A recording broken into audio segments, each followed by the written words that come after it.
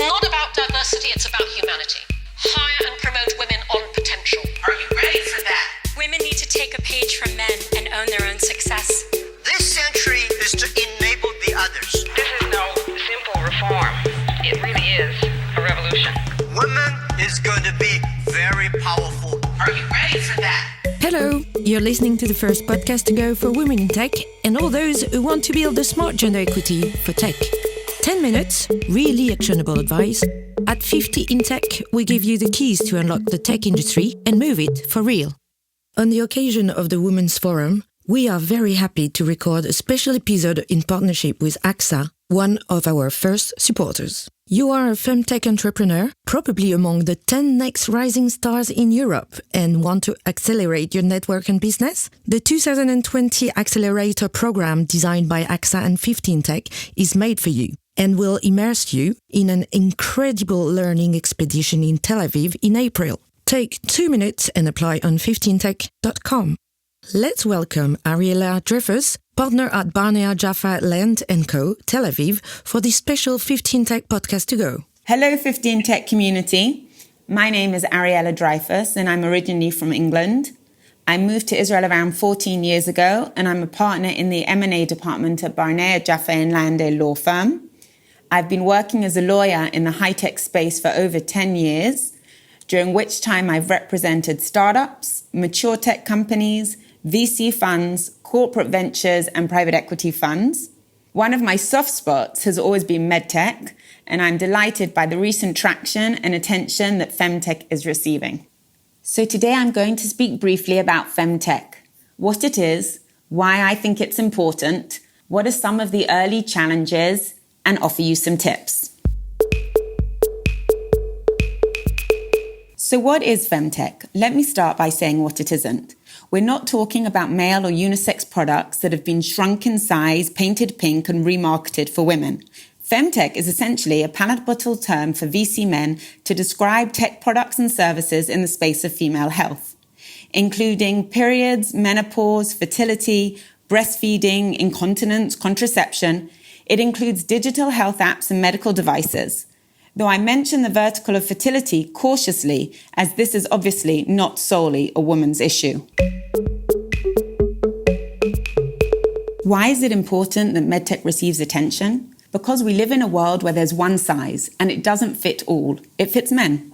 I believe that the statistics are that on average, smartphones are 5.5 inches too big for women's hands. Cars are designed around the body of a reference man, meaning that women are nearly 50% more likely to be seriously hurt in an accident. Women are also hugely underrepresented in clinical trials, so drugs are designed for men. Take Ambien, the sleeping drug, for example. After being on the market for 2 years, in January 2013, the FDA announced that women should be taking half of the then recommended dose, as women take longer to metabolize the drug than men. In fact, I understand that most drugs withdrawn in recent years had greater health risks for women.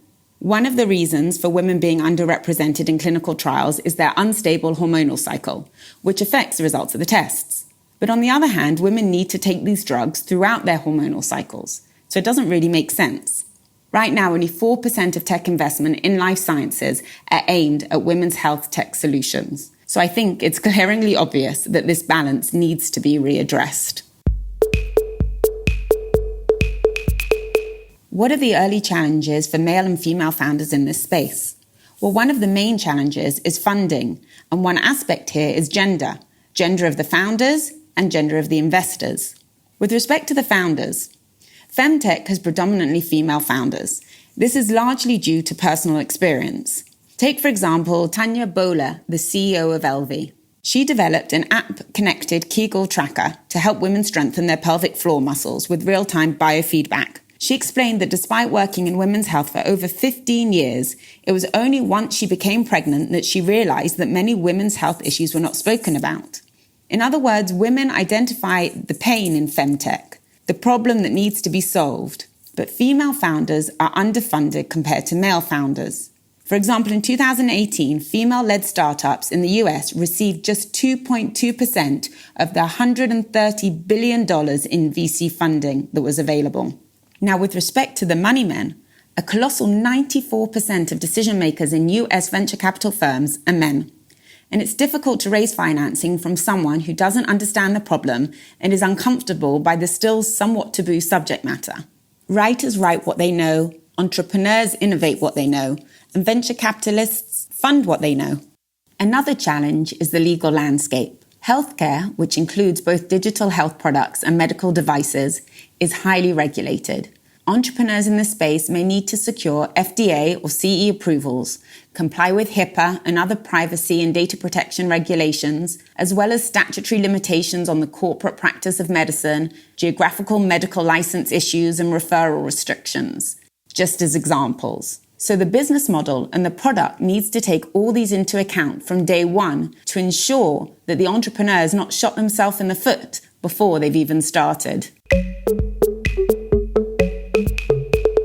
So what are my tips? Firstly, do your homework. Approach the right investors, corporate ventures where there may be synergy with your products, impact investors, health-focused ventures or direct-to-consumer-focused ventures. The appropriate fit. There are a wealth of accelerators, incubators and mentoring programs out there seeking to address the problem of female underrepresentation in tech in general. Use them. Use their networks.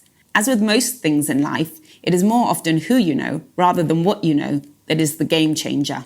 If you're pitching to a woman, first tell a story and wait for the nod that she understands the pain, the need, the problem you're seeking to solve. If you're pitching to a male venture capitalist, it may be smart to put slightly more emphasis on the market and less on the product. This is true for all verticals, by the way. The investors may like the product, but they're going to be more excited by the size of the market, an attractive ROI, and a potential exit. Focus on the money. Leverage the fact that FemTech itself is getting traction at the moment. Emphasize the power of the female-driven economy. Use these buzzwords. If you are developing a digital app, you can leverage the general trend towards digital health and personalized and preventative medicine and general wellness. If you receive a snarky comment about being a woman, answer back with the research that startups with female leadership tend to be more profitable than male-only founding teams. And my final tip, don't forget the ask. Founders often forget the ask in the pitch, and women tend to be even more shy or reticent to voice their need for money. If you don't ask, you probably won't get. I'm very happy to be part of the 15 Tech community and to help empower and support women in tech. Please feel free to reach out and speak to me via the platform. If you like this podcast, subscribe, comment and share, and give us a 5-star note on your preferred platform. Should it be iTunes, Google or SoundCloud. And if you want to empower women at scale, share an advice on 15tech.com.